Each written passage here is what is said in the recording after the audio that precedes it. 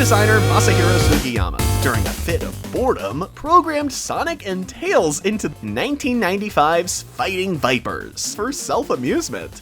Fellow programmer Yu Suzuki took notice of this gag and passed it up to Sega AM2's head producer Hiroshi Kataoka, who in turn passed it to Sonic series producer Yuji Naka, who actually approved this idea against Kataoka's skepticism.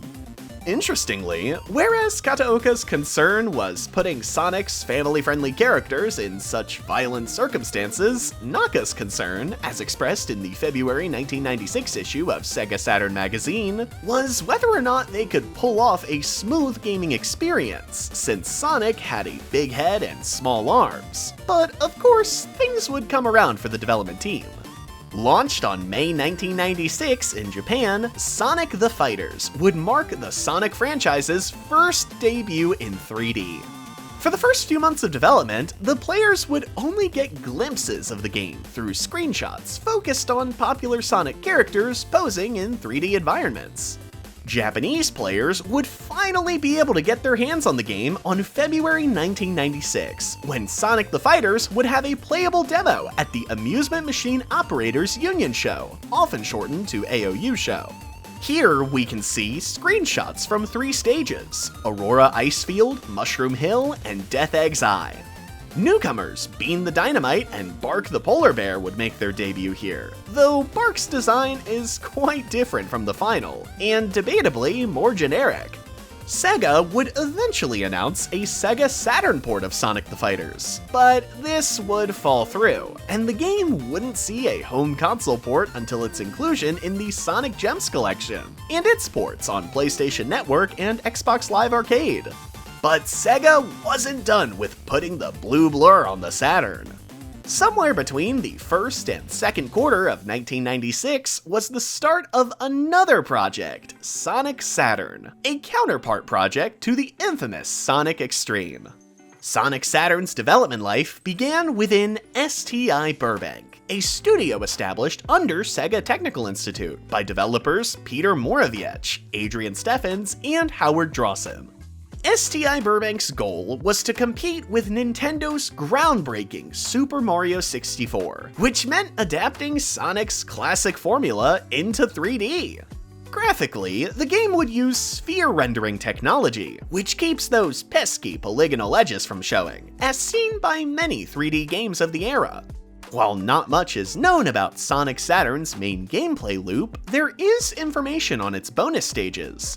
This was Sonic Pool, a billiards minigame that involved Sonic using a spin dash to strike a ball, with the goal of getting the other 7 balls into portals within a given time limit. Alternatively, the player could push the balls around, but this was much slower. Following tradition, Sonic Pool has a variety of themes, including Egypt, Rome, snow, galaxy, and future. Unfortunately, due to Yuji Naka disliking the project, Sonic Saturn received little support. Because of this, Sonic Saturn's development remained largely static. At this point, STI Burbank was put in an unwinnable battle. Unable to make considerable progression on Sonic Saturn, but also unable to focus on any projects other than Sonic Saturn. This would eventually result in the cancellation of Sonic Saturn, followed by the closure of STI Burbank in December of 1996. Before STI Burbank's demise, Sonic Pool's addition to Sonic Extreme was considered. In a Sonic Retro interview with Christina Coffin, lead developer on Sonic Extreme, she mentioned that while both Sonic Saturn and Sonic Extreme shared similar art styles, STI Burbank's sphere-rendered Sonic contrasted so much with Extreme's pre-rendered Sonic that everything ended up getting ported over except for the Blue Hedgehog himself. Without having access to the source code, Christina instead recreated both the gameplay and the sphere rendering technology for Sonic Pool. At the end of the Blue Blur's journey on the Saturn sits Sonic R. Initially started by British studio Traveller's Tales as a Formula 1 racing game designed to compete with a game also called Formula 1 on the original PlayStation, this project would undergo a new creative direction as Sonic R, following a mandate by Sega to compensate for Sonic Extreme's cancellation. The project was referred to as Sonic TT for a while, a reference to the terms Time Trial, Tourist Trophy, along with Sega's own Manx TT Superbike.